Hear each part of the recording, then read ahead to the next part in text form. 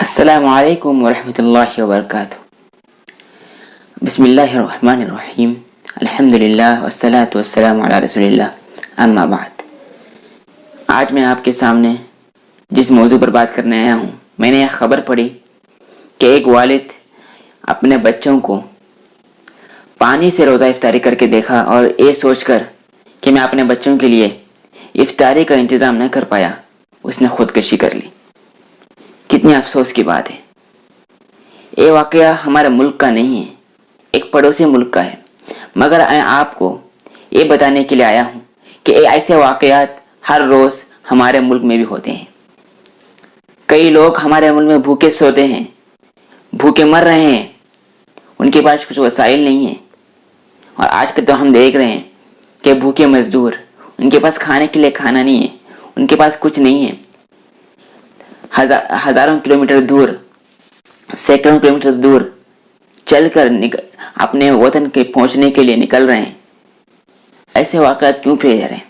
افسوس اس وقت ہوتا ہے جس ملک کا وزیر اعظم ریاست مدینہ کی بات کرتا ہو۔ کیا اس ملک میں ایسا حال ہو رہا ہے؟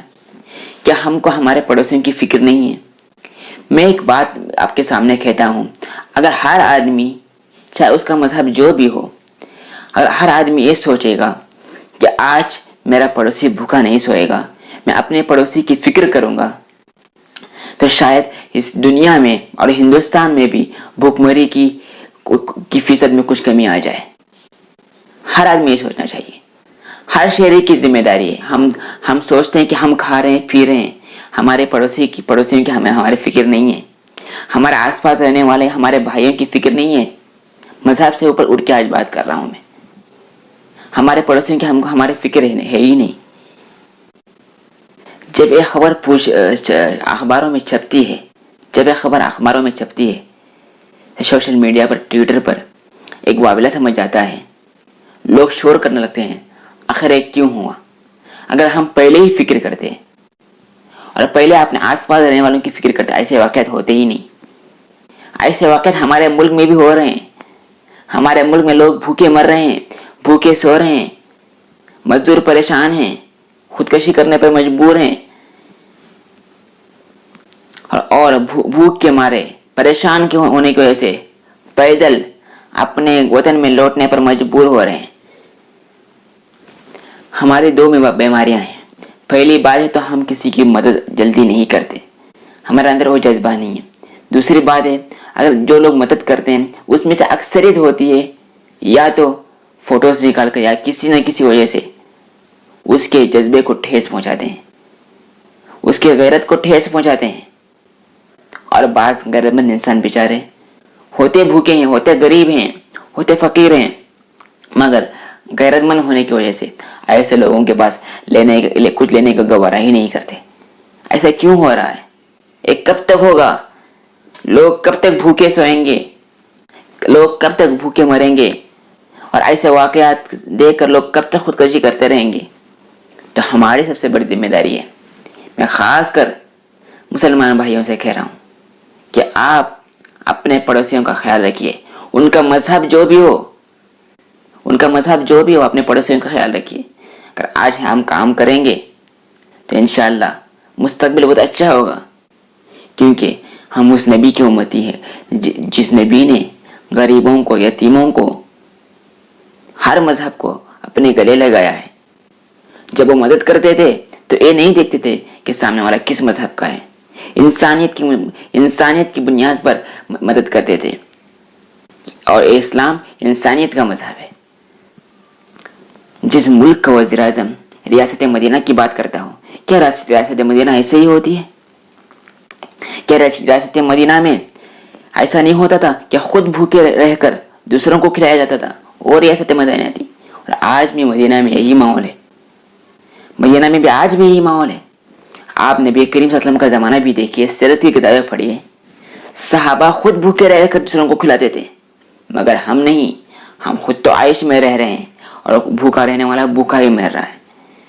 ہم کھاتے جا رہے ہیں، عائش کی زندگی گزارتے جا رہے ہیں، مگر جو غریب ہے غریب ہی ہے، بھوکا ہے بھوکا ہی ہے، ہم کو اس کی کوئی فکر نہیں۔ ایسا کب تک ہوگا؟ کیا صرف ریاست مدینہ کی باتیں زبان سے کہنے کے لیے ہیں؟ کیا میٹھی میٹھی تقریریں، اچھے اچھے بول صرف قوم سے خطاب کرنے کے لیے ہیں؟ مجھے فخر ہے کہ ہم ایسے ملک میں رہ رہے ہیں، بھارت میں الحمدللہ ایسے مختلف تنظیمیں کام کر رہی ہیں، مگر اس میں بہت سے سدھار لانے کی ضرورت ہے، اس میں بہت سے سدھار لانے کی ضرورت ہے۔ ہم دکھاوا نہ کریں، تصاویر نہ کھینچیں، اور حتی الامکان کوشش کریں کہ ہم مال کو انہی لوگوں تک پہنچائیں جو حقدار ہوں۔ یعنی ایسا ہوتا ہے کبھی کبھی جو بیچارہ فقیر ہے، غریب ہے، حقدار ہے، وہ وہیں رہ جاتا ہے، اور جس کے پاس مال ہے اس کے پاس مال پہنچتا ہی جاتا ہے، یہاں تک کہ اس کو ضرورت سے زیادہ ہو جاتا ہے۔ ایسا بھی نہ کریں، ہم ڈھونڈ ڈھونڈ کر لوگوں کو دیں۔ افسوس ہوتا ہے، اور خاص کر اس وقت افسوس ہوتا ہے جس ملک کا نام اسلام سے جڑا ہوا ہے، ان ملکوں میں ایسا ہوتا ہے۔ کس چیز کا آپ کی اسلامیت اس وقت کہاں چلی جاتی ہے جب ایک انسان آپ کی حکومت کے تلے بھوکا مرتا ہو۔ ہماری تاریخ تو اتنی شاندار رہی ہے کہ حضرت عمر کے دور میں جب کوئی کتا مر جاتا تھا جب سیلاب سے، تو ان کو افسوس ہوتا تھا کہ میری حکومت میں ایسا کیوں ہوا۔ اب تاریخ میں ایسے واقعات بہت ملیں گے، مگر نہیں ہم نہیں سدھرتے، ہم صرف باتیں کرتے ہیں، میٹھے میٹھے بول کرتے ہیں، اور دوسرے ملکوں پر تنقید کرتے ہیں، اپنے گریبان میں کبھی نہیں جھانکتے۔ کیا ہماری ذمہ داری نہیں بنتی کہ ہمارے ملک میں جو بھی رہ رہے ہیں، اس کا مذہب جو بھی ہو، ہمیں ان کا خیال رکھنا پڑے گا۔ اور ایک بات میں اپنے مسلمان بھائی سے کہتا ہوں، حکومتوں میں تنقید کرنا بہت آسان ہے،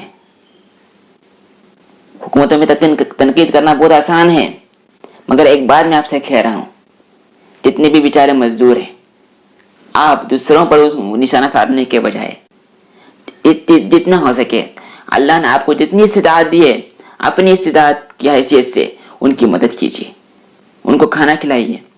میں جانتا ہوں آپ کر رہے ہیں، مگر آپ اور کیجیے، یہاں تک کہ ایک اچھا پیغام مل سکے۔ میرے بھائیوں، مجھے دیجیے اجازت۔